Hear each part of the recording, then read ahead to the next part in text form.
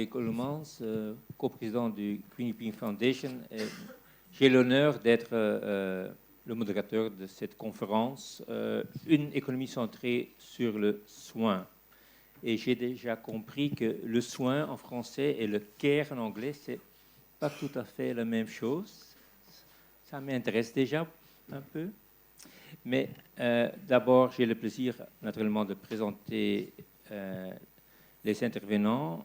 Pour vous, à droite, Géraldine Thierry, qui est professeure d'économie à UC Louvain, chercheuse associée à l'ICHEC Brussels Management School et membre du comité de direction de la Banque nationale de Belgique. J'ai aussi le plaisir de présenter Christine Bouwhart, qui est professeure de genre et de mondialisation à la Humboldt-Universität zu Berlin. Et ses recherches portent sur les questions de genre dans les politiques environnementales, mondiales et locales et dans l'économie féministe. Et à côté d'elle, Emmanuel Petit, qui est professeur de sciences économiques à l'Université de Bordeaux et membre de Bordeaux Sciences économiques. D'abord, j'ai le plaisir de donner la parole à Emmanuel, qui, et ça c'est un peu intéressant, il est économiste et il travaille sur les émotions. Vous connaissez des économistes qui travaillent sur l'émotion? Ah ben, c'est Emmanuel. Juste cliquer dessus, t'es pas encore dessus. Voilà. Ok, comme ça. C'est dans l'autre sens. Comme ça. Ouais. Comme ça. Bonsoir.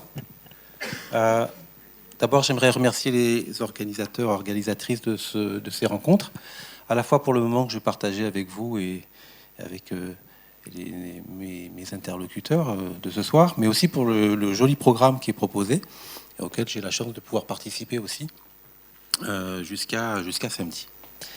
Alors, je voulais vous présenter, avant de vous présenter l'idée qu'il y a peut-être une économie du care, ce qui peut être interrogé, vous présenter l'idée qu'avant ça, il y a d'abord une éthique du care, parce que c'est à partir de l'éthique du care, telle qu'elle s'est construite, qu'on peut envisager parler de l'économie du care. Et c'est le titre que j'ai donné à cette petite introduction. L'éthique du care peut-elle inspirer les économistes? Alors, le care, c'est tout d'abord une éthique de la relation. C'est né avec Carol Gilligan, vous voyez, avec ce joli texte, une voix différente. Carol Gilligan, c'est une psychologue qui a été frappée d'une chose, lorsque notamment son collègue Laurence Kohlberg faisait passer des tests de moralité à des jeunes enfants. Les garçons étaient toujours très performants et les filles pas très très bonnes. Et de fait, elle a été intriguée, et quand elle a regardé les tests, elle s'est aperçue que les tests étaient finalement très rationnels et surtout très abstraits. Or, les filles, elles avaient plutôt tendance, les jeunes filles, à poser des questions, à s'interroger, et éventuellement à penser une morale qui ne serait pas celle de la rationalité, mais celle de la relation, des responsabilités mélangées, on va dire. Donc c'est à partir de là que l'éthique du care commence. Et puis, il y a eu des travaux, notamment de Neil Noddings, sur la relation entre l'enfant et la maman. Et donc, une éthique de la relation qui a ensuite été propulsée vraiment sur la scène nationale, internationale, par l'américaine que voici, Joanne Tronto, avec un texte de 1993 sur les frontières morales, où elle décline, elle permet de bien comprendre ce qu'il y a derrière le care, surtout elle l'étend, elle va au-delà de la relation mère-enfant. Et notamment parce qu'elle va travailler sur la question du care sur le plan politique, en mettant en évidence les différentes étapes du care que vous voyez apparaître, et qui explique un peu aussi pourquoi le care, c'est difficile à traduire en français, parce que c'est pas sollicitude, c'est pas souci d'autrui, c'est pas soin, c'est quelque chose qui compose une attention à autrui, une forme de responsabilité quand on prend soin de quelqu'un.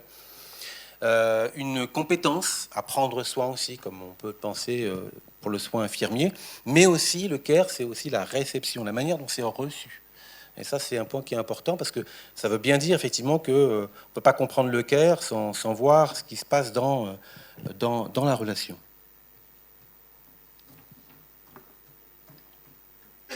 Alors, une économie du Caire, je vais vite, mais pour peut-être lancer ensuite la discussion, on peut opposer un petit peu deux formes d'économie. Une économie qui est standard, qui est très très dominante, hein, faut pas se le cacher, qui revient à la définition de Lionel Robbins, une définition de 1932, qui revient elle-même à une définition préalable de John Stuart Mill au XIXe siècle, l'économiste le plus influent du XIXe.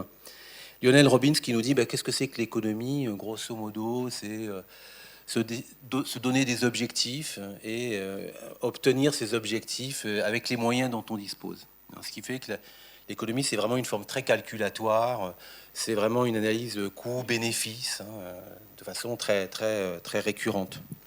Et vous voyez que ça contraste complètement avec la définition qu'une économiste féministe très inspirée du Caire, Julie Nelson, donne, et qui est très inspirée elle-même de la définition de Joan Tronto, réparer et transformer. Joan Tronto est vraiment très très en lien avec cette idée de ce colloque, hein, de ces journées, de ces rencontres. L'économie porte sur la façon dont la société se structure pour promouvoir la pérennité, la prospérité de la vie. Alors c'est un peu vague, mais au moins on voit qu'on peut définir des choses un peu autrement que par un calcul coût-bénéfice, où on aurait des objectifs qui sont grosso modo l'accumulation des richesses, et essentiellement des richesses matérielles, et puis des moyens pour obtenir ces objectifs. Alors ce qui est intéressant avec l'éthique du Caire par rapport à l'analyse économique, c'est qu'ils ont quand même un point commun. Et le point commun, c'est qu'ils partent de l'individu, et que ce qui est important pour le Caire, comme c'est important pour l'économiste, ce sont les conséquences des décisions. Ça, c'est quelque chose qui les tient. Après, il y a beaucoup de distance. Et c'est, je crois, que ce qui fait l'intérêt de l'économie du Caire, justement.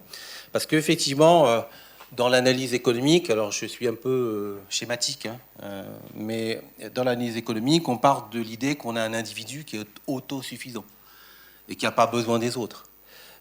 Qui est parfaitement rationnel, ça c'est beaucoup plus connu, et qui était à la recherche de son intérêt. En économie, on dit l'utilité. Et tout ça le conduit à un certain équilibre. Il intervient dans un régime de marché la plupart du temps, et on pourrait presque rajouter dans un régime de marché qui fonctionne presque en univers de certitude. Parce que les économistes, ils ont un petit peu de mal à intégrer la certitude. Typiquement, ils ont du mal à intégrer la peur. En économie, on ne parle pas de peur. Pourtant, voilà, on y est bien dans beaucoup d'exemples, y compris sur les marchés. Mais on parle d'aversion au risque. Ce n'est pas tout à fait la même chose. Et ça explique en grande partie qu'on ait une économie qui se décline essentiellement sur des problèmes, sur des questions quantitatives. Il y a même, effectivement, en économie, la révolution des données. On fait maintenant tout à partir des données. On est presque en train de supplanter la théorie avec les données. Et tout ça, eh bien, c'est complètement opposé à ce qu'on va retrouver dans l'économie du Caire, avec, alors que l'individu autosuffisant et rationnel, c'est l'homme d'affaires. De l'autre côté, vous avez le bébé, parce que l'individu vulnérable, c'est la pensée du Caire, des éthiciennes du Caire, c'est la pensée qu'on trouve aussi chez Jonas, l'exemple du bébé, de la vulnérabilité, et d'un être qui est particulièrement sensible. Et l'idée du Caire, c'est de dire mais tout le monde n'est pas vulnérable, mais tout le monde passe par une période de vulnérabilité. Il n'y a pas de vie comme ça, et puis tout le monde est dépendant. Même celui qui travaille et il a besoin d'être soutenu d'une manière ou d'une autre.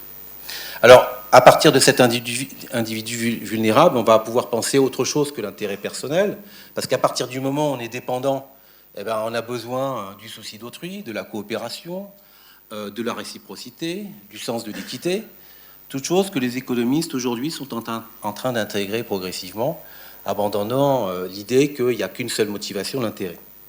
Et puis tout ça peut conduire à dessiner une économie qui n'est pas forcément portée vers l'augmentation des richesses matérielles, mais vers ce qu'on appelle l'économie du bonheur, qui intègre d'autres dimensions que les richesses matérielles. Typiquement les conditions politiques, qui sont une des données du bonheur d'une nation.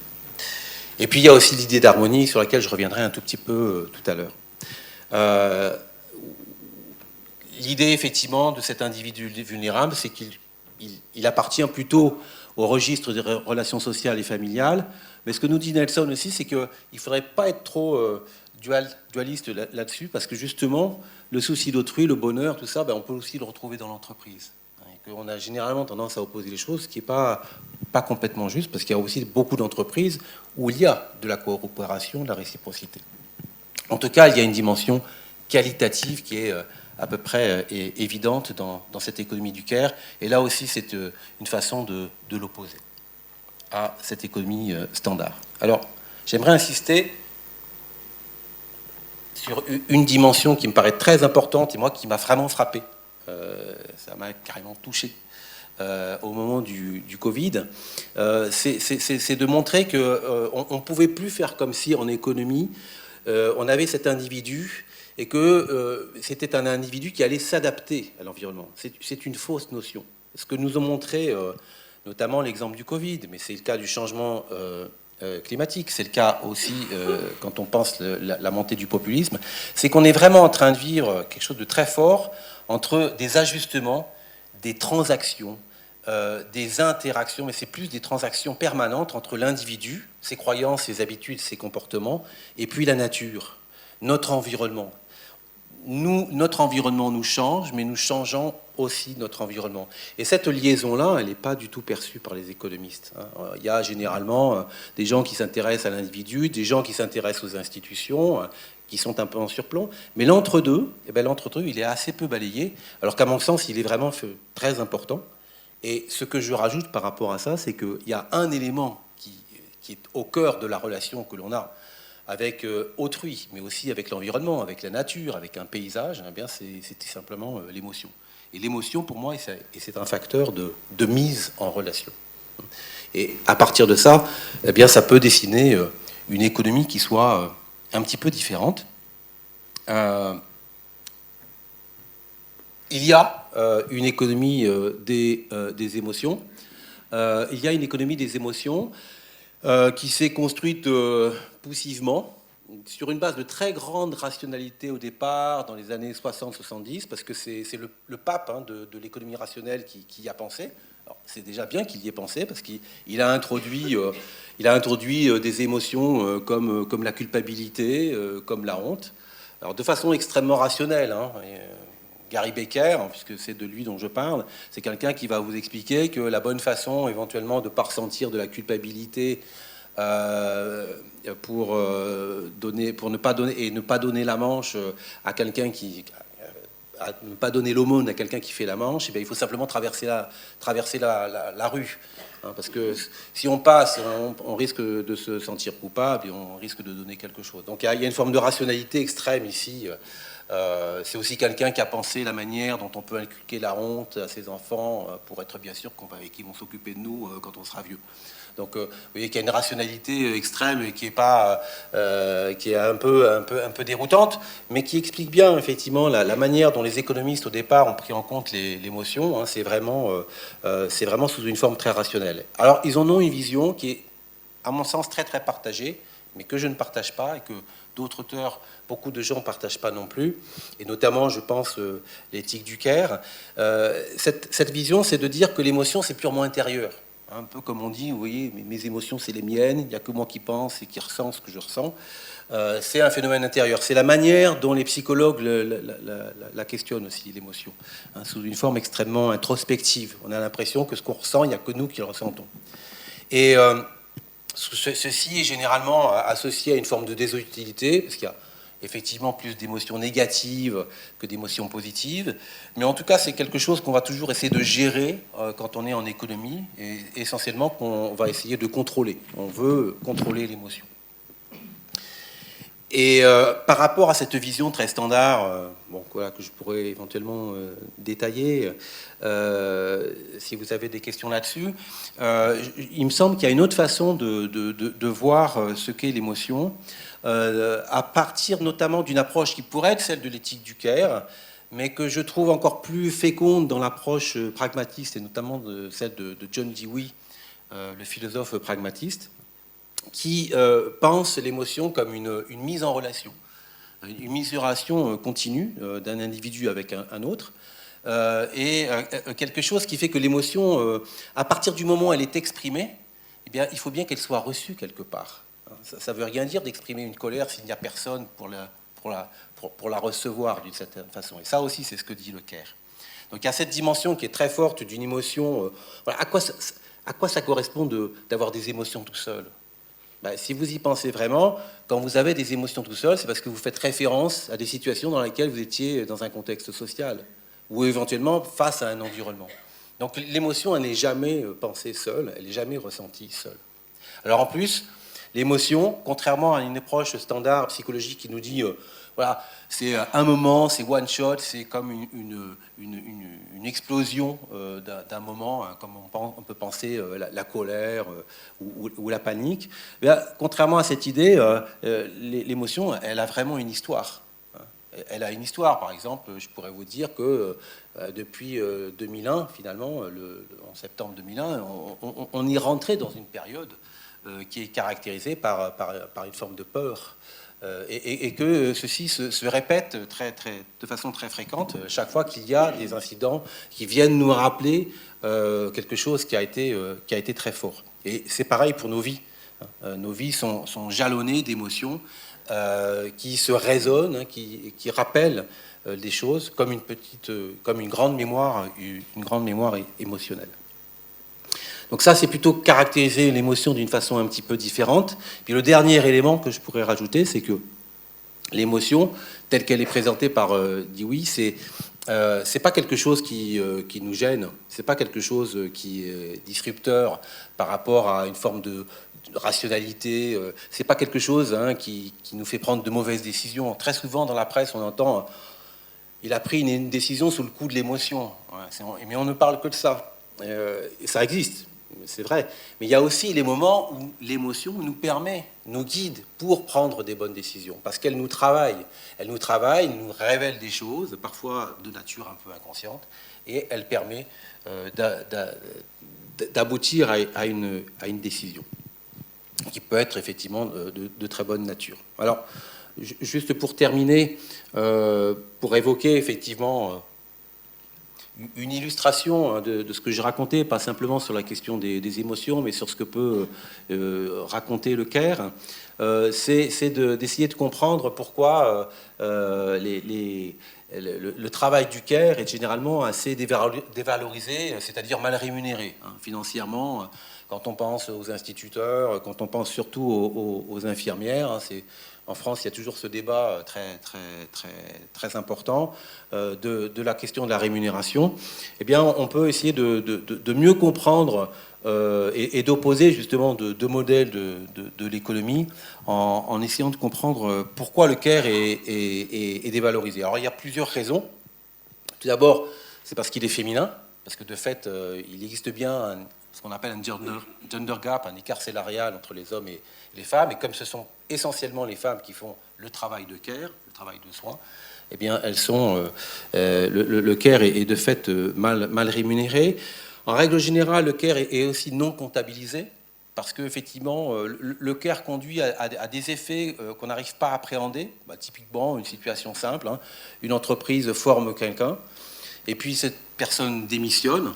Eh bien, l'entreprise qui va utiliser cette personne-là n'a rien payé pour ce qui a été appris dans le métier d'avant de cette personne-là. Donc, il y a bien quelque chose qui se perd dans le care. Et puis, il y a des chaînes de care qui sont perdues parce que, finalement, dans l'entreprise, au sein de la famille, dans l'entretien des autres, eh bien, il y a quelque chose qui n'est pas valorisé. Alors ensuite, je vais aller rapidement pour pas dépasser. Il y a aussi l'idée que le care est une récompense. Alors, c'est l'idée effectivement que c'est tellement beau, c'est un tel métier, c'est tellement merveilleux d'être infirmière que finalement vous n'avez pas besoin d'être bien payé. Ce qui est quand même une logique un peu forte.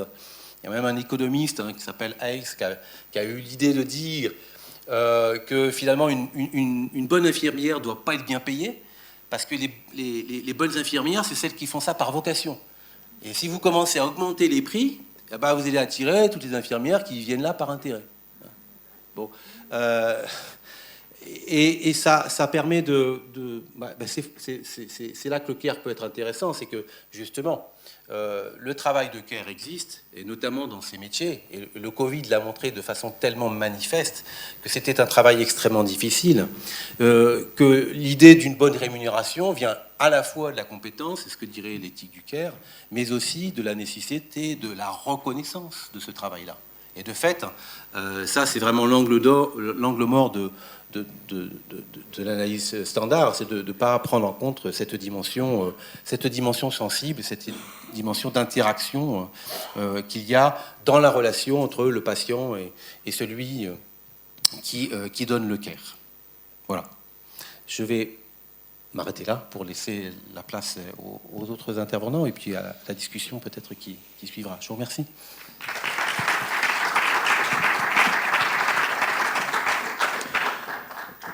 Merci. J'ai déjà une petite question. Là, numéro 4, c'est incompatible avec le marché, le care. En même temps, on voit la commercialisation du care partout. Comment combiner ces deux? C'est ça un peu c'est un peu le problème, et je pense que le care peut quand même arriver à y répondre. D'abord, de fait, il y a des endroits où c'est pas possible. Je pense à une expérience qui avait été faite par des économistes. Ils l'avaient faite vraiment en situation. Ils avaient proposé, et puis j'ai vu qu'en France, il y avait quelqu'un qui voulait le faire, ils avaient proposé de taxer, d'augmenter, d'avoir des pénalités pour les gens qui venaient en retard à chercher leur enfant à la garderie.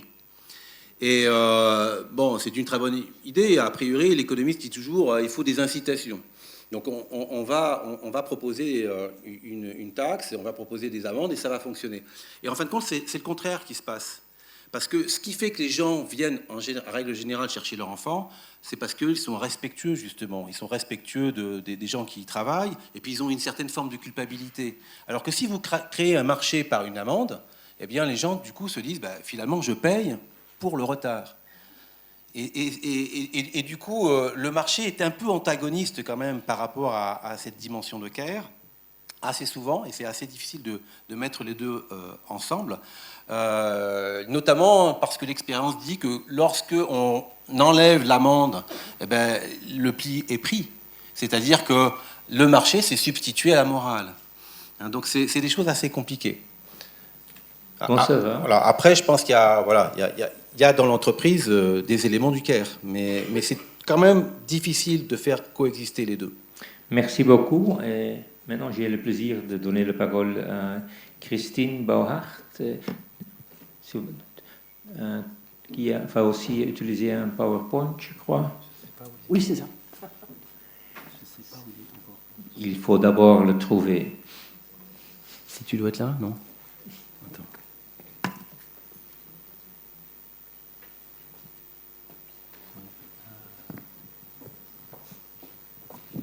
Je suis parti. Comment tu fais pour le mettre en... C'est ça. Oui, c'est ça. Peut-être une seule à la fois. Oui, j'aimerais bien.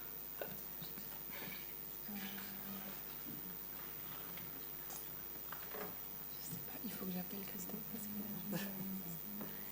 tu peux commencer comme ça et puis j'essaie d'organiser ça. Okay. Oui, ma foi. Oui,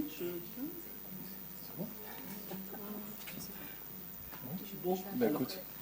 Je commence par un test, oui. Je pense que ça marche.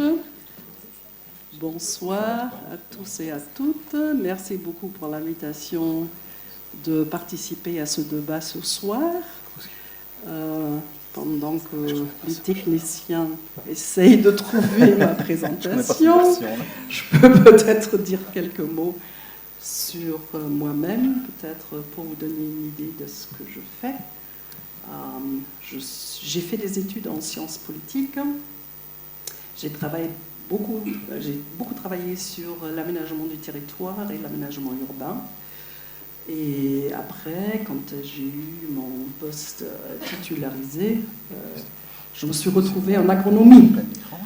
Donc ça fait que ça a fait un changement énorme entre l'urbanisme et l'aménagement de l'espace d'un côté et l'agronomie de l'autre. Et la raison pour laquelle je pense qu'on a choisi pendant cette compétition, ce concours pour ce poste de professeur à la Humboldt Université, c'était en fait l'approche du genre qui m'a permis de travailler sur toutes les questions que j'ai recherchées pendant ma carrière académique, de regarder plusieurs sujets avec une perspective de genre et avec un arrière-fond des relations genrées entre hommes et femmes en tant que relations sociales. Et donc, tout ce que j'ai fait jusqu'à présent, et ça fait un moment déjà, je le fais en me servant de cette approche, qui est une approche qui analyse les relations de pouvoir, non seulement entre hommes et femmes, mais aussi les relations de pouvoir qui se trouvent justement dans les recherches et la pratique du soin et du care. Donc moi, ce qui m'intéresse en fait, c'est de déceler les façons et les expressions de pouvoir qui peuvent être très cachées derrière des... Merci beaucoup.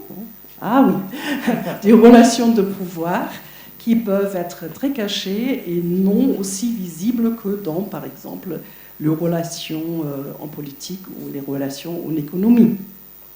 Donc, disons que ça, c'est les lunettes que je mets quand je regarde n'importe quelle question de la vie sociale et politique.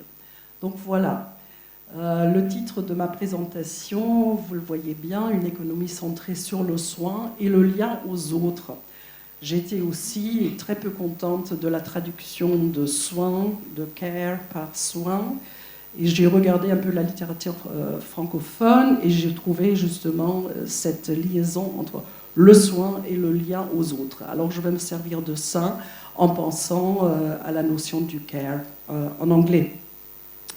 On nous a demandé de présenter pendant 15 minutes. Je vais essayer de respecter le temps. Ça fait que ma présentation va être un peu brève et vous allez certainement avoir des questions.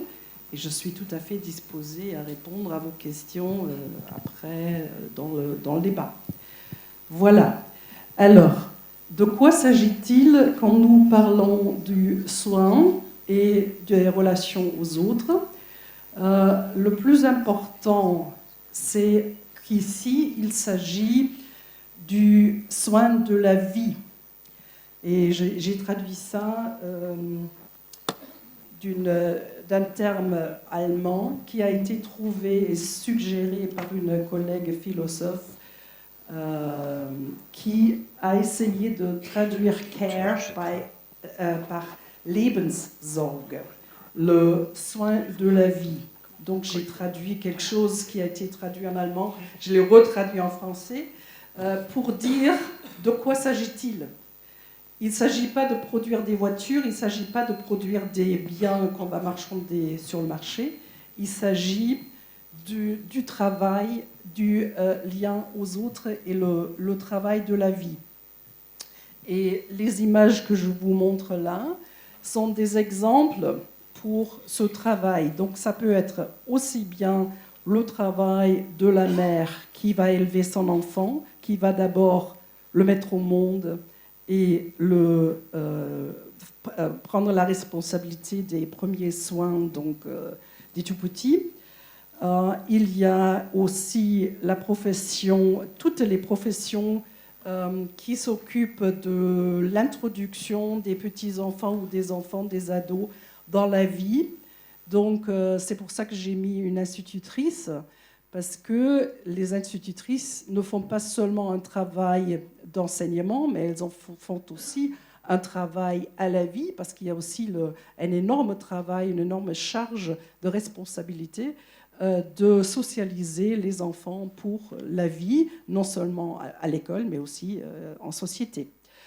Et finalement, il y a aussi, bien sûr, la prise en charge des personnes âgées et des personnes qui ont besoin d'aide, ou bien parce qu'ils sont malades ou ils sont vieux.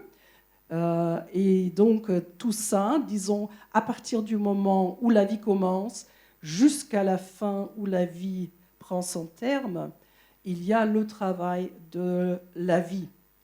Et ce travail de la vie peut se faire aussi bien sur le marché du travail, et à ce moment-là, il sera rémunéré, ou il se fait non rémunéré de manière dans les familles et dans les ménages.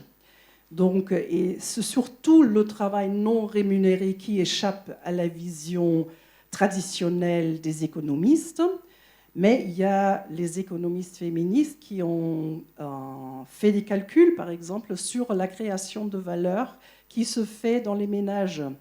Et donc, il y a des chiffres énormes. Si ça vous intéresse, je peux vous donner des indications.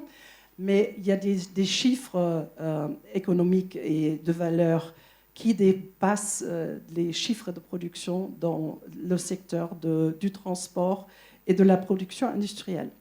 Donc, ce travail non rémunéré, mais c'est un travail non rémunéré, mais il ne se limite pas à ça. Donc, si nous prenons une approche féministe par rapport à l'économie, il faut faire la distinction entre le contenu du travail qui est fait et non le fait, est-ce que ce travail est rémunéré ou non rémunéré. Donc, la question qui se pose, c'est la question du contenu. Et le contenu ici est justement le lien aux autres et le soin de la vie. Voilà. L'enjeu du soin de la vie n'est pas la distinction entre le travail rémunéré et non rémunéré, mais le contenu et les qualités de ce travail. Vous connaissez peut-être cette image, les deux visages du soin de la vie. Je vous ai montré. Vous avez, en fait, vous ne pouvez pas distinguer, vous ne voyez une figure, mais vous voyez ou bien deux visages qui se regardent, ou bien le vase au milieu. Et donc, ça veut dire que vous avez deux perspectives qui sont là en même temps, mais on se concentre sur un des deux côtés, bien que les deux soient là en même temps pour faire l'image entière. Et donc, c'est pour ça que je parle aussi des deux visages du soin de la vie, parce qu'on peut regarder le travail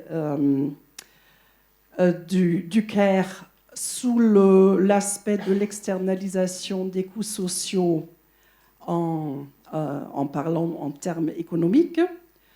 On peut aussi regarder le care comme de l'exploitation du travail et du potentiel de travail des femmes.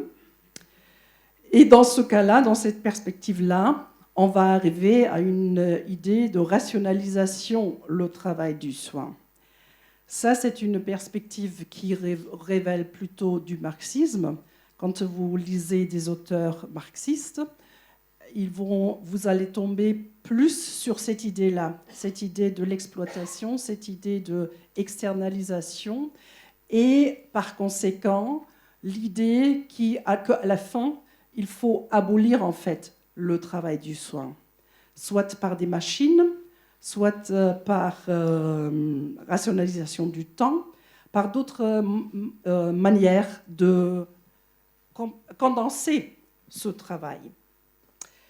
L'autre visage du soin de la vie, c'est l'idée que le travail du soin et de la relation aux autres, c'est la création de wealth. Et vous voyez que wealth ici est écrit différemment en anglais que wealth dans le sens wealth and possession, possession ou fortune. C'est un terme qui a été inventé par Mary Mellor, qui donc parle de wealth dans le sens well-being.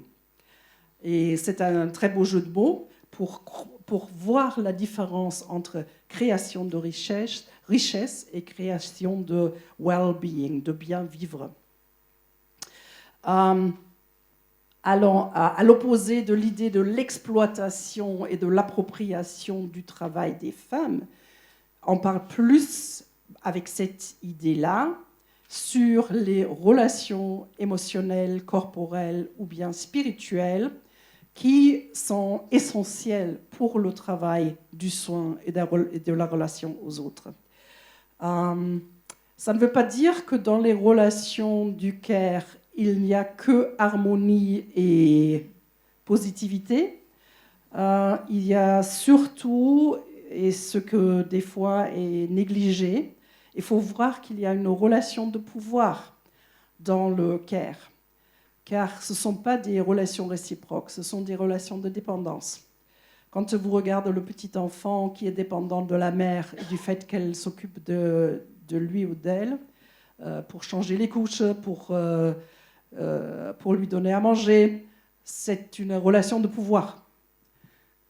Aussi dans une relation où l'infirmière va s'occuper de quelqu'un de malade, la personne qui est malade va se sentir extrêmement dépendante de la volonté et du temps et de la bonne volonté de la personne de s'occuper d'elle.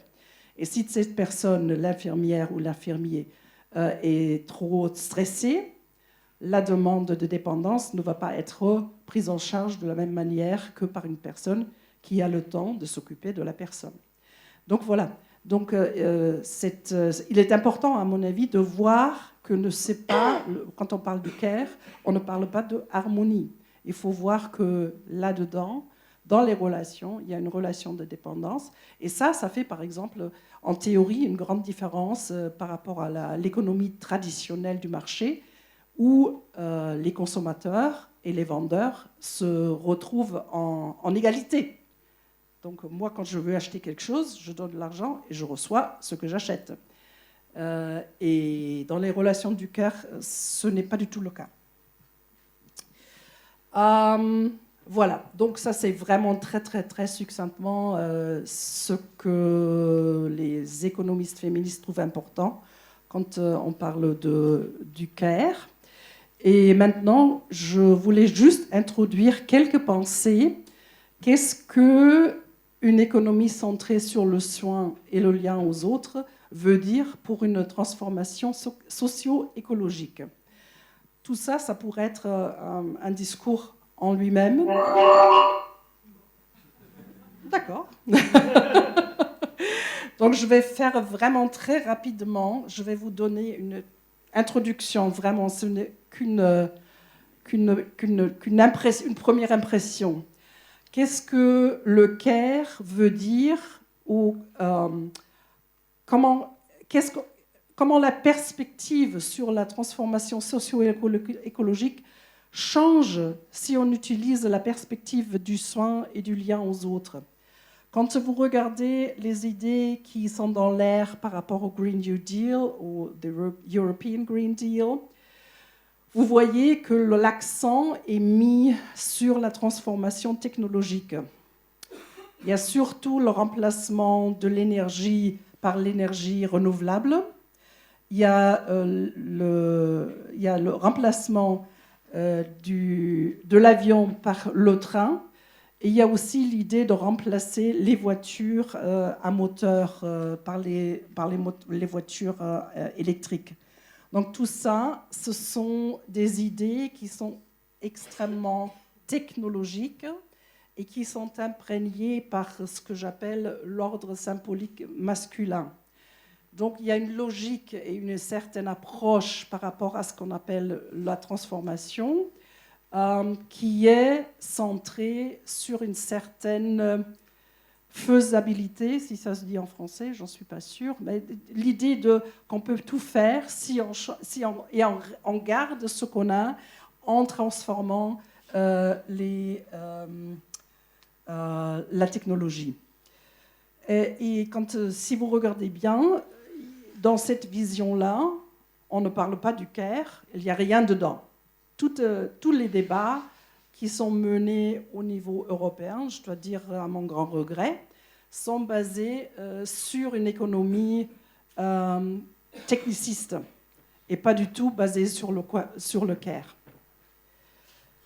Le care n'y a même pas une place.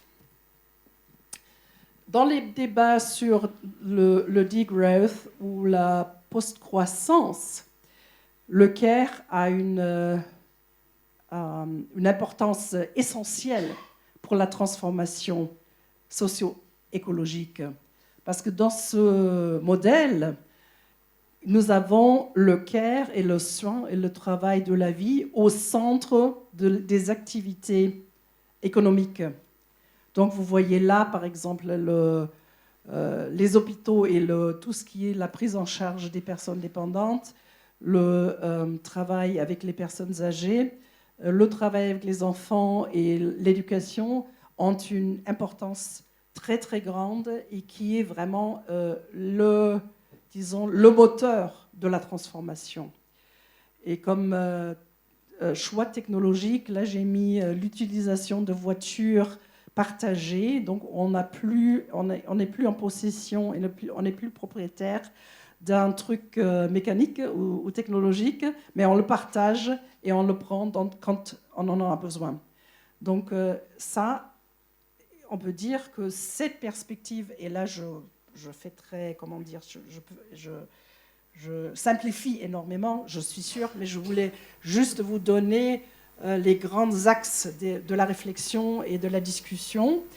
Donc, ces idées-là sont souvent basées sur une économie du travail de la vie, sans pour autant prendre en considération que ce travail est féminisé. Moi, je ne dirais pas qu'il est féminin. Ça voudrait dire qu'il y a un lien essentiel entre femme et care.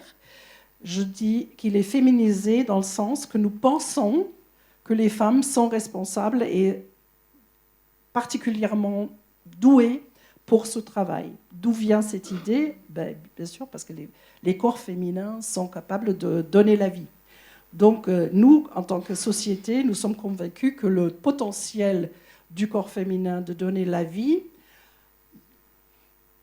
qualifie les femmes particulièrement bien pour tout ce qui concerne le travail de la vie. Donc, si on parle de degrowth et post-croissance, et les idées qui sont là derrière, que je trouve très bien, il ne faut surtout pas oublier que ce sont tous des secteurs féminisés et avec tout ce qui va avec par rapport à la dévalorisation de ce travail, non seulement dans le sens monétaire, mais aussi dans la valorisation de comment nous regardons les personnes qui font ce travail-là.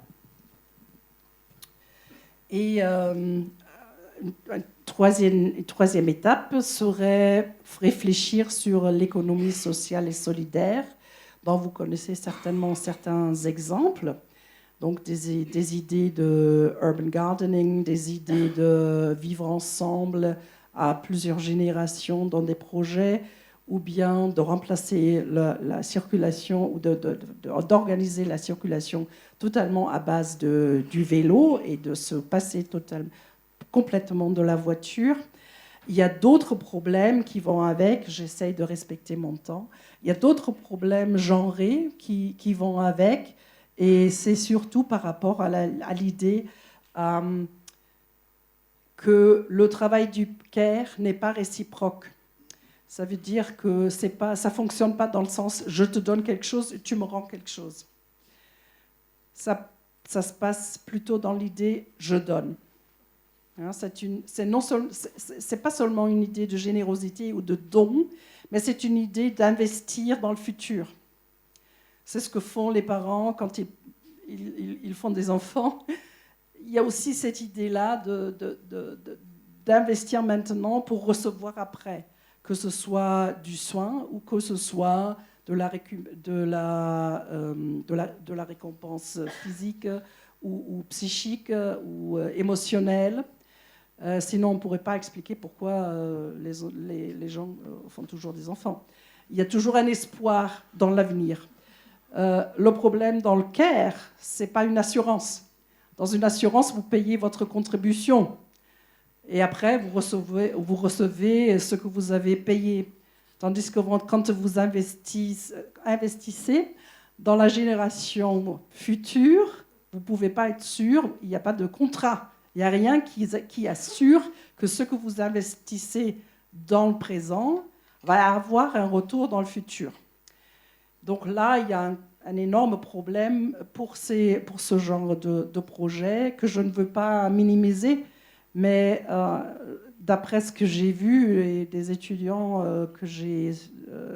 qui ont travaillé sous ma direction, ont trouvé que c'est un grand problème pour ce genre de projet qui ne font pas justement des contrats juridiques pour le futur.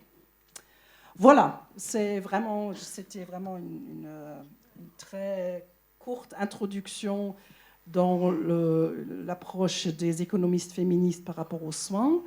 Donc, pour résumer, je dirais que la transformation socio-écologique a grand besoin de la perspective féministe à cause de l'importance essentielle du soin, de la vie et du lien aux autres. Sinon, toute économie serait perdue si nous n'avions pas ce travail du CARE.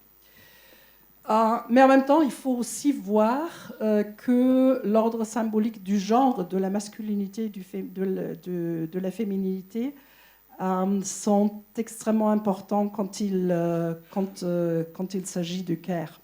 Donc il ne faut surtout pas sous-estimer le fait de la féminisation du travail de la vie. Et moi, je pense aussi à l'échelle mondiale, il faut aussi parler et penser à la répartition du travail et du pouvoir entre femmes et hommes à l'échelle mondiale. Il ne s'agit pas seulement de nos sociétés riches qui avons déjà trop de tout, mais il faut penser aussi à une répartition à l'échelle mondiale. Voilà, je vous remercie pour votre attention. J'espère que je vous ai donné quelques indications pour un débat.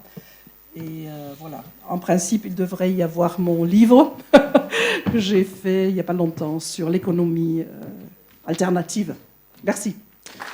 Merci beaucoup.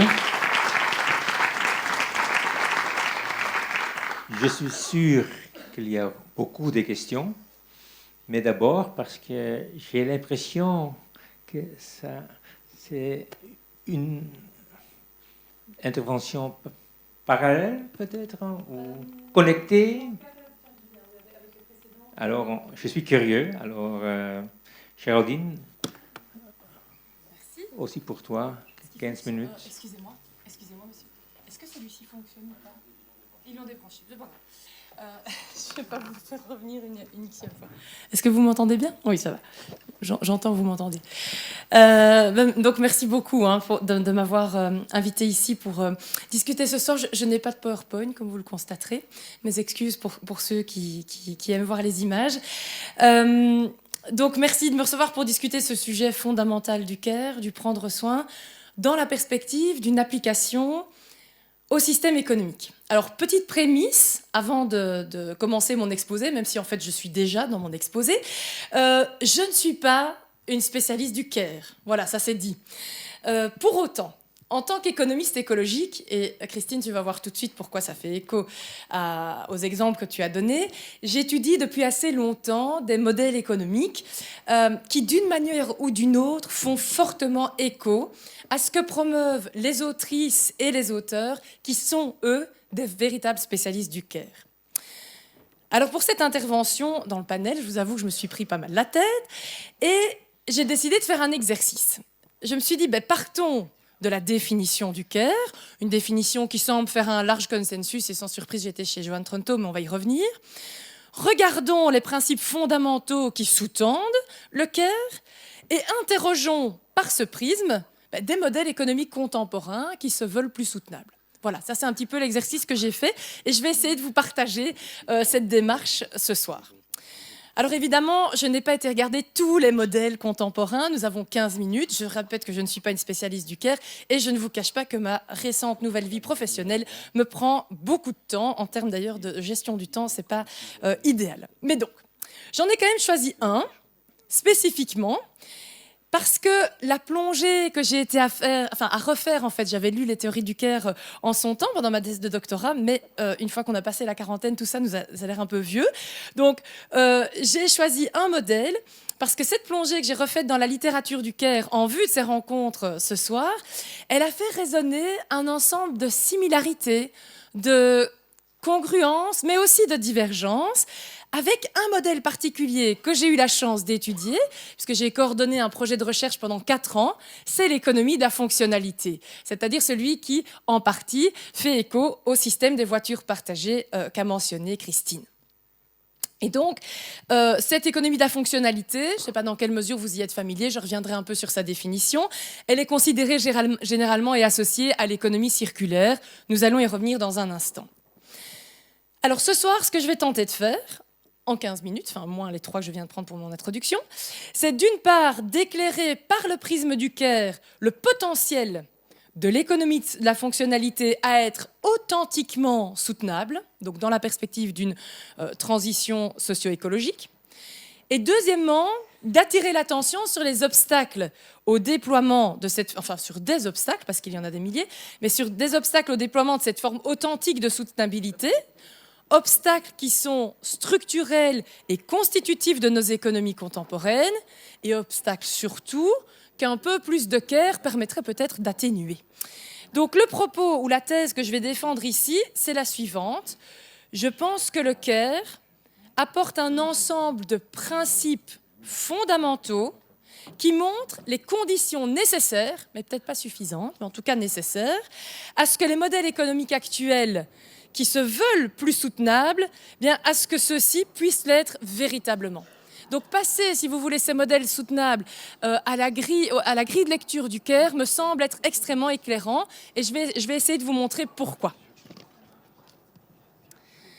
Alors, sans surprise, comme je le disais, la définition du Caire sur laquelle je me base aujourd'hui est celle qui a été produite par John Tronto et Berenice Fischer, où le Caire est conçu, et je vais les citer, comme une activité générique qui comprend tout ce que nous faisons dans le but de maintenir, perpétuer et réparer notre monde, en sorte que nous puissions y vivre aussi bien que possible. Ce monde comprend nos corps, nous-mêmes, notre environnement, tous les éléments que nous cherchons à relier en un réseau complexe en soutien à la vie. Retenez-la, après je vous demande de la répéter. Mais vous allez, je vais reprendre les éléments un par un, vous allez voir. Donc John Tronto va qualifier un peu cette définition, va lui adjoindre des précisions, et elle va la qualifier à plusieurs égards, qui sont importants, et certains ont été mentionnés par Emmanuel. D'une part, le Caire ne concerne pas uniquement les interactions des humains entre eux. Le Caire s'applique aux humains, mais également aux objets, et à l'environnement. Et évidemment, quand on réfléchit à l'application des principes du Caire à l'économie, cette perspective est extrêmement importante. Deuxièmement, et ça a été rappelé et par Emmanuel et par Christine, le Caire n'est pas naturellement individuel ou interindividuel, comme ça le serait dans une relation entre une mère et son enfant. Et donc, le Caire, et ça c'est essentiel, ne peut être réduit, selon John Tronto, à la sollicitude. Parce que finalement, parler du Caire uniquement comme une forme de sollicitude, ça viendrait sentimentaliser le Caire, et finalement, ça l'enfermerait un peu à la maison, dans une sphère domestique dans laquelle se jouent des rapports de pouvoir, généralement au détriment de la femme. Donc, ne pas réduire le Caire à la sollicitude, parce que si le Caire est réduit à la sollicitude, on n'a pas non plus la capacité théorique, cognitive, enfin en tout cas conceptuelle, de penser le Caire en dehors de la maison et donc de penser son application sociale, politique ou à un système économique à plus large échelle. Troisième élément qui vient qualifier cette définition du Caire que je vous ai soumise juste avant, c'est que le Caire est actif. Il est actif, c'est-à-dire qu'il n'est pas simplement une préoccupation intellectuelle, il n'est pas un trait de caractère, alors il peut être aussi une disposition, mais surtout une action, mais il est un souci porté à la vie qui engage l'activité d'êtres humains dans des processus quotidiens. Alors, partant de cette pratique, c'est ce qui le fait que le care était une pratique et pas simplement une conception intellectuelle. J'ai beaucoup travaillé sur l'économie du donut. Donc au départ, je m'étais dit ouais, je vais faire des liens entre le care et le donut. Et finalement, vous allez voir, j'ai pas fait du tout ça. Pourquoi ? Parce que je me suis dit, respectons cette définition et essayons vraiment de penser, puisque la question qui m'avait été posée, c'est comment concrètement on aurait une économie qui appliquerait les principes du care. Et je me suis dit, je vais partir d'une pratique pour essayer de voir ce que ça donnerait. Et donc c'est cet exercice que je partage avec vous. Alors, juste un dernier point après cette définition, les 3 qualifications de cette définition. Donc, le care n'est pas uniquement une interaction avec les humains, mais compte aussi les objets et les environnements. Deuxièmement, le care n'est pas interindividuel, il va bien au-delà et il a une puissance politique et sociale importante. Troisièmement, le care n'est pas uniquement un souci intellectuel, une question intellectuelle, il est une pratique. Ensuite, John Tronto dit, pour le rendre concret, pour le penser dans son intégrité et dans son intégralité, le care peut être pensé comme 4 phases et qui ont été rappelées par Emmanuel. Se soucier d'eux, donc caring about, ça veut dire en fait assumer la position d'une autre personne ou d'un autre groupe pour y identifier un besoin, et je vais y revenir dans un instant. Se charger de, taking care of, qui consiste à assumer la responsabilité par rapport aux besoins qui auraient été identifiés, donc la notion de responsabilité. Troisièmement, accorder des soins, ça implique le travail vraiment matériel, que ce soit de s'occuper de la personne, de réparer l'objet, de soigner la terre. Et quatrièmement, recevoir des soins, ça a été très bien dit par Emmanuel, il s'agit de la reconnaissance finalement de la personne ou de l'objet ou de l'environnement qui fait l'objet du soin. Et de l'intégrer dans l'évaluation qu'on a de la qualité de ce soin et de son adéquation par rapport à un besoin. Et donc, au regard de toutes ces caractéristiques du care, la définition, le fait, ces 3 qualifications, et puis ces 4 phases du care, se soucier, se charger d'eux, accorder les soins et recevoir le soin, eh bien, il me semble que la forme paradigmatique de l'économie de la fonctionnalité pourrait s'inscrire très, très largement dans le care. Et donc, je vais essayer de vous montrer pourquoi, mais vous allez... Enfin, oui, non, en fait, je ne spoil pas, je continue. Donc, première question, qu'est-ce que l'économie de la fonctionnalité ? Puisque c'est un modèle économique qui est souvent associé à l'économie circulaire, mais qui est beaucoup plus feutré. On connaît moins bien, donc je vais ici, et mes excuses pour ceux et celles qui le connaissent déjà, mais revenir sur une petite définition qui aura son importance. Donc l'économie de la fonctionnalité, elle est souvent définie comme un modèle économique qui entend remplacer la vente, Christine l'a dit tout à l'heure, la vente d'un bien matériel par la mise à disposition ou l'accès, la vente de l'accès aux fonctions que ce bien matériel peut remplir.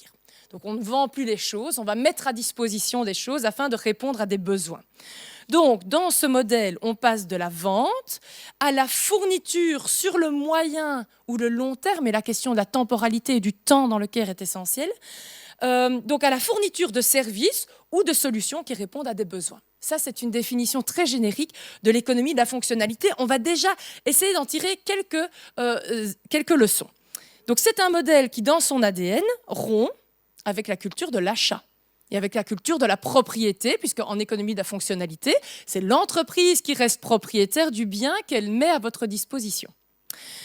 On va voir qu'on rompt avec l'idée de possession. Et si je veux reprendre les termes de Christine, on rompt même, et vous allez le comprendre, avec l'ordre symbolique masculin, puisqu'on est dans un changement profond de pratique qui questionne les solutions technologiques qui ont été présentées, pour reprendre ton slide, qui vient interroger vraiment notre propre rapport à nos besoins et à notre consommation. Donc, on dit souvent que l'économie de la fonctionnalité, par son ADN, par ce qu'elle implique, et notamment cette rétention de la propriété dans l'entreprise et cette rupture avec la culture de l'achat, est susceptible, moyennant certaines conditions, de dématérialiser l'économie, c'est-à-dire de limiter, et de nouveau je vais peut-être rebondir sur les termes que tu as employés, de limiter l'exploitation de la terre, tout comme on a des rapports de force qui exploitent la femme en situation domestique. Ici, l'idée est de vraiment dématérialiser l'économie, c'est-à-dire de limiter les flux de matière, les flux d'énergie qui sont mobilisés pour assurer la satisfaction d'un ensemble de besoins. Et d'aucuns disent que l'économie de la fonctionnalité peut même générer de la coopération territoriale entre les acteurs et les actrices d'un territoire, d'un secteur ou d'un marché. Juste quelques exemples de F, mais tu les as donnés, donc j'irai très vite. Et vous allez voir que ces exemples peuvent être très hétérogènes. On a, comme dans le cas bruxellois, c'est plus le cas maintenant, mais la mise à disposition de vêtements de grossesse qu'on n'utilise qu'un temps dans sa vie, et donc dont on sait, en tout cas quand cette entreprise existait, que ces vêtements étaient produits dans des conditions d'éthique et des conditions relativement locales. Donc il y avait un vrai souci qualitatif, on va y revenir. La mise à disposition d'une flotte de voitures partagées, comme le mentionnait Christine. L'entreprise Michelin qui va assurer en fait à ces camions du kilomètre, mais pas des pneus. Donc je ne vous vends plus des pneus, je vous vends l'assurance de faire le nombre de kilomètres que vous devrez faire, etc., etc. Donc vous voyez que l'économie de la fonctionnalité, ça peut fonctionner en B2B, en B2C. Donc on travaille soit avec des entreprises, soit nos clients sont des consommateurs, des ménages. Et vous voyez que les domaines dans lesquels ils s'appliquent sont très différents. Alors quels sont les éléments du CARE, on va revenir maintenant au CARE, que l'on retrouve dans l'économie de la fonctionnalité. Et là, je retourne sur la définition de John Tronto, c'est pour ça que je vous avais demandé de bien la retenir.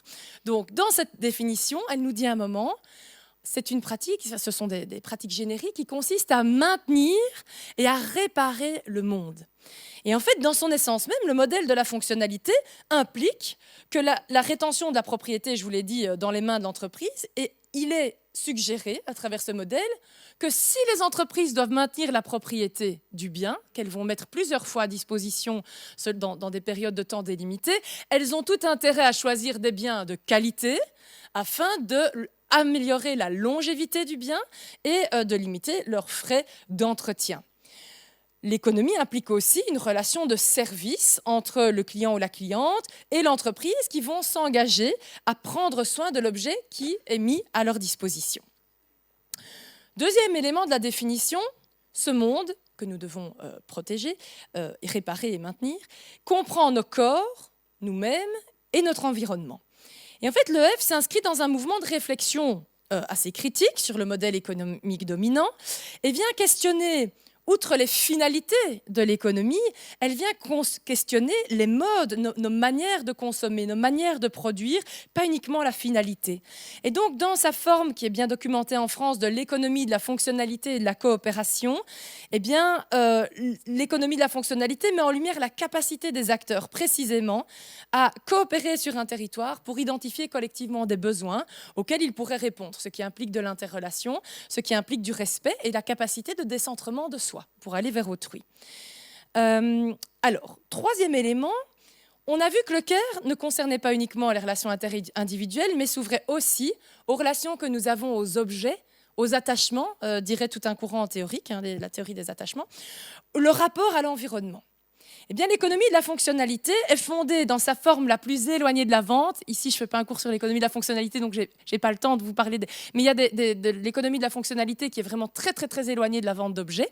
Voilà, donc dans cette forme-là, eh bien, l'économie de la fonctionnalité, elle est fondée comme un modèle qui désire faire circuler moins d'objets, des objets de meilleure qualité, un principe de soin qui est apporté tant par l'entreprise qui met à disposition l'objet que de la personne qui va recevoir cet objet, étant donné que d'autres usagers et usagères en auront l'usage par la suite. Quatrième élément de la définition, le soin est actif. Le soin est un acte et donc le CARE est une affaire de pratique. Et l'économie de la fonctionnalité, ce n'est pas un modèle économique théorique qui a été issu du monde académique. Et la théorie d'ailleurs sur l'économie de la fonctionnalité, on la trouve d'abord en management. Pourquoi ? Parce que c'est un modèle qui est issu du terrain, qui est issu de la pratique de personnes qui se sont véritablement interrogées sur la manière dont elles pouvaient être plus respectueuses et prendre soin. Enfin, l'entreprise en économie de la fonctionnalité, finalement, on peut dire qu'elle doit, et là je reprends les 4 phases de la définition de John Tronto, se soucier de. Effectivement, elle doit identifier les besoins éventuels de clients. Il faut bien voir que dans un modèle d'économie de la fonctionnalité, à la différence d'un modèle de vente, vous n'allez pas créer un bien qui va créer lui-même sa propre demande ou son désir, dans cette confusion qu'on est dans le monde consumériste. Pas du tout. Elle va a priori identifier un besoin et voir comment elle peut y répondre. En tout cas, dans la partie la plus vertueuse de l'économie de la fonctionnalité, et j'apporterai quelques caveats à ça. Deuxièmement, l'entreprise en économie de la fonctionnalité doit se charger de. Deuxième grande phase du CARE, c'est-à-dire que l'entreprise en économie de la fonctionnalité doit assumer la responsabilité de la continuité du service. Quand on fait de la fonctionnalité, on s'engage généralement dans une relation de moyen à long terme avec l'entreprise. Elle a cette responsabilité et elle doit tisser avec le client une relation de confiance dans le temps, une relation d'interdépendance qui était mentionnée, je pense, par Emmanuel. Troisièmement, l'économie de la fonctionnalité doit accorder des soins. Et donc ça, c'est le moment. Aussi, par exemple, vous avez une machine à café en fonctionnalité. On ne vous vend pas la machine, mais on vous vend le fait que vous aurez toujours du café quand vous en avez besoin. Eh bien, là, l'entreprise doit assurer pour réparer votre machine à café si vous avez un problème. Et puis enfin, la quatrième dimension, la prise en compte de celui ou celle qui reçoit le soin. Et donc là, le soin, pardon. Là, je l'ai déjà dit, la relation de confiance doit être établie entre le fournisseur et ses clients, dans le cadre aussi de la coopération territoriale. C'est important. Alors, au regard de toutes ces vertus de l'économie de la fonctionnalité, on pourrait finalement ériger ce modèle comme l'incarnation dans un modèle économique des principes du CARE. C'est vrai que si on résume, on a un modèle qui est fondé sur la longévité, qui est issu du maintien et de la réparation, comme faire la définition, donc des objets, le soin des objets, le soin des personnes qui produisent ces objets, puisque dans les modèles les plus vertueux que nous avons pu observer, il y a un enjeu très important à ce que les objets mis à disposition soient construits et produits dans des conditions qui soient socialement et environnementalement dignes et soutenables. C'est un modèle aussi qui porte une attention particulière aux conditions de travail, je vous l'ai dit, sur le soin que les usagers de ce modèle vont apporter à l'objet qui est mis à leur disposition, le tout avec un objectif de soutenabilité par une dématérialisation de l'économie. Donc tout ça, on se dit, mais c'est magnifique, en fait, l'incarnation du CARE dans un modèle économique, on l'a, c'est l'économie de la fonctionnalité. Mais, parce que quand même, vous vous y attendiez, il y a un mais. Pourquoi alors est-ce qu'on ne voit pas plus d'économie de la fonctionnalité? Je peux vous dire que les obstacles sont très importants. Pourquoi est-ce que la plupart des initiatives, notamment des petites entreprises en B2C, donc, qui ont pour clients des ménages, en matière de fonctionnalité, eh bien, systématiquement, et je suis vraiment désolée de devoir le dire, mais c'est ce qu'on observe, elles ne trouvent pas du tout les conditions de leur viabilité sur un marché. Et là, évidemment, je repense au point 4 de ton slide 1, où j'avais marqué incompatibilité avec le marché, sur lequel d'ailleurs dire qu'elle est revenue, mais on va y revenir. Donc du coup, je fais des liens, mais comme ça, vous voyez comme on s'écoute quand même mutuellement. Donc, les raisons sont multiples, bien sûr, et font l'objet de nombreuses études. Je ne vais pas revenir ici sur toutes les raisons de la difficulté que l'économie de la fonctionnalité a à vivre. Mais par contre, j'aimerais partager une réflexion avec vous, grâce à cet exercice de faire du lien avec le CARE. C'est qu'en fait, on observe que les initiatives d'économie de la fonctionnalité qui fonctionnent le mieux, qui persistent le mieux sur le marché, ce sont lesquelles?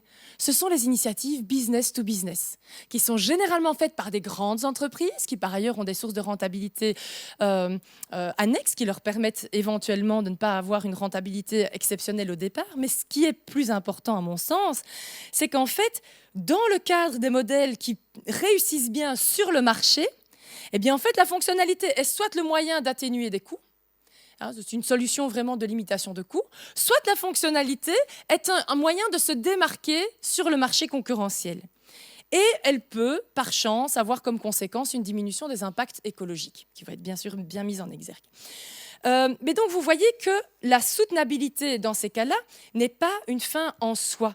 Le soin, le CARE, n'est pas une finalité en soi. Et les vertus de ce type d'économie de la fonctionnalité sont loin d'être démontrées, voire décriées, en fait. Donc, de même, le concept d'économie circulaire, j'irai très vite là-dessus, mais auquel l'économie de la fonctionnalité est souvent associée. En fait, dans un monde de l'accélération, si on met plus de circulaire, ça ne va pas nécessairement décélérer notre existence. Peut-être un petit exemple, Vinted. Tout le monde connaît Vinted, j'imagine. Donc, c'est ce site où on peut vendre ses vêtements. Vinted se présente et s'inscrit dans une certaine forme d'économie circulaire, sauf qu'en fait, Vinted ne rompt en rien avec le consumérisme. Vinted n'assure en rien que les vêtements qui soient échangés soient des vêtements éthiquement produits. Et surtout, Vinted a une tendance à accélérer le turnover, c'est-à-dire le nombre de fois où on change de vêtements, en disant finalement, je peux en changer puisque j'ai cette possibilité qui m'est donnée de pouvoir les revendre et donc de pouvoir racheter de nouveaux vêtements avec ce gain. Donc vous voyez que la circularité n'est pas nécessairement source de vertu. C'est le cas aussi dans le cas de l'économie de la fonctionnalité. Et donc, pour revenir justement à la fonctionnalité, eh bien, apporter une approche de care à l'économie de la fonctionnalité, ça implique de considérer le soin comme une finalité en soi. Mais, j'ai encore combien de temps? Je me rends compte que je croyais que j'allais avoir 5 minutes et en fait, j'ai plus. Encore 3 minutes? 2? Ok, je vais vite. Donc, les initiatives qui sont prioritairement basées sur une conception de la soutenabilité comme une finalité, eh bien, en fait, elles ont des problèmes. Et je vais juste vous relever les difficultés qu'on a relevées empiriquement, donc dans notre travail qui a duré 4 ans, pour vous montrer en quoi il y a une incompatibilité avec le marché. Et donc, voilà, ça va vraiment faire écho, je pense, à ce que tu as dit, Emmanuel. D'abord, les offreurs, ils peinent à identifier les besoins en économie de la fonctionnalité. Mais c'est compliqué, parce que je vous ai dit tout à l'heure, on va essayer de trouver des solutions, mais il faut bien trouver à quel problème on va apporter une solution. C'est difficile et surtout très problématique. Ils ont une structure de coûts qui est telle qu'ils ne parviennent pas à trouver un prix ou une structure de prix qui soit à la fois attractive pour les clients et rentable. On ne parle pas ici de surprofit, on parle juste de viabilité économique. Et donc, pourquoi? Parce que quand on a un modèle de la fonctionnalité dans un monde où le marché domine, eh bien, en fait, on doit perpétuellement prouver que le coût total du service qu'on rend, qui pourtant pas la même nature que l'achat d'un bien, eh bien, est plus attractif que le simple achat d'un bien qui peut paraître moins cher, du coup, a priori. Il y a par ailleurs beaucoup de consommateurs qui restent attachés à la possession, qui ne connaissent pas bien l'EF et qui tendent à comparer le coût d'une offre EF avec le coût, d'économie de la fonctionnalité, avec une offre de vente. Et pourtant, ils n'ont pas la même nature. Deuxièmement, pour les consommateurs, franchir le pas d'une offre en fonctionnalité dans un contexte où les pratiques d'achat sont dominantes et dans un contexte où les consommateurs eux-mêmes sont dans l'accélération, sont dans la nécessité d'aller vite, très, très fort, et donc de ne pas prendre le temps, de prendre soin de ce qu'ils vont consommer, eh bien, ils n'y vont pas. Et puis troisième, parce qu'ils trouvent qu'il y a une charge, qu'il y a des contraintes à aller gérer un abonnement. Et puis troisième grande famille de contraintes, ce sont des craintes. Et notamment parmi ces craintes, une crainte liée aux soins qu'apporteront les autres usagers à l'objet dont moi je vais pouvoir faire l'usage. Et donc là, on voit bien que ça marque une absence quand même de confiance dans le réseau. Et donc, ça implique que les offres en économie de la fonctionnalité qui se développent aujourd'hui demeurent extrêmement fragiles économiquement. Et ce à quoi m'amène, et je suis bientôt à la fin, cette réflexion, c'est que l'ensemble des observations qu'on a faites là, bien, elles mettent fondamentalement en doute, du point de vue de la pratique et des échecs de la pratique de la fonctionnalité, la pertinence du marché. La pertinence de marché comme une institution qui serait susceptible de porter et de supporter des pratiques de care dans des nouveaux modèles économiques. Alors, comment faire en sorte que ces modèles qui, a priori, pourraient être vertueux, moyennant certaines conditions, puissent vraiment se déployer? Alors, une voie à court terme, parmi de nombreuses autres, et si l'on doit considérer qu'aujourd'hui, en l'état, on doit s'inscrire dans des initiatives, dans une économie de marché, eh bien, ce serait, et là, vous allez voir, ça fait écho à ce que disait Christine, ce serait peut-être de modifier et d'intégrer dans les mécanismes de calcul économique, mais j'entends ici économique au sens très large, de modifier dans ces calculs les coûts écologiques et sociaux, de les montrer, mais de montrer aussi les contributions écologiques et sociales des activités vertueuses et de pouvoir en rendre compte. Et donc, c'est tout un logiciel de représentation, mais aussi de valorisation qu'il s'agit de revoir. Valoriser le temps qui est dédié à un service plutôt que les gains de productivité qui vont augmenter si vous diminuez le temps consacré au service, c'est-à-dire totalement antiquaire. Et donc, le prendre dans un logiciel, notamment à travers des comptabilités qui vont baliser les choix économiques. Et à cet égard, je ne peux que vous recommander à ceux d'entre vous ou celles d'entre vous qui seraient intéressés d'aller vous intéresser à la méthodologie comptable qui porte bien son nom pour cette soirée, puisque c'est la méthodologie CARE, qui signifie Comprehensive Accounting in Respect of Ecology, qui est une comptabilité non exclusivement monétaire, qui reconnaît l'incommensurabilité entre certaines valeurs, qui s'inscrit dans de la soutenabilité forte et qui fait en sorte de pouvoir montrer la valeur importante de ceux qui, pour le moment, souffrent d'une grande invisibilité sur le marché. Mais quand c'est invisible, eh bien, ça ne montre pas des signaux qui n'orientent pas non plus les comportements sur les marchés, comme je vous ai montré les quelques obstacles auxquels sont confrontées les entreprises en économie de la fonctionnalité. Dans tous les cas, une économie qui permettrait à ces initiatives de soins de se développer serait une économie qui valorise le temps, qui promeut, je crois, ce que Baptiste Morisot appelle les égards entre humains, les égards aux objets, les égards vis-à-vis de l'environnement. Une économie, par exemple, du donut, je l'ai quand même mentionné, mais je peux répondre à des questions si vous êtes intéressés, je n'en dirai pas plus. Et donc, dans cette myriade de modèles, de bonnes choses, je pense, il y a plein de choses qui sont vraiment vertueuses. Il faut toujours garder un esprit critique. Et je pense que le grand apport du Caire, une fois que j'ai fait ce petit exercice de lecture d'un modèle par le crible du Caire, c'est précisément de nous permettre de décaper ces propositions qui ont le vent en poupe, mais pour vraiment à la fois en voir le potentiel authentiquement soutenable, mais aussi mettre en exergue leur part d'ombre et leur risque d'être instrumentalisés par un système qui viendrait les absorber. Et donc, ce serait par exemple un système qui valorise le wealth de Madame Mellor. Voilà. Merci beaucoup et mes excuses pour le petit dépassement.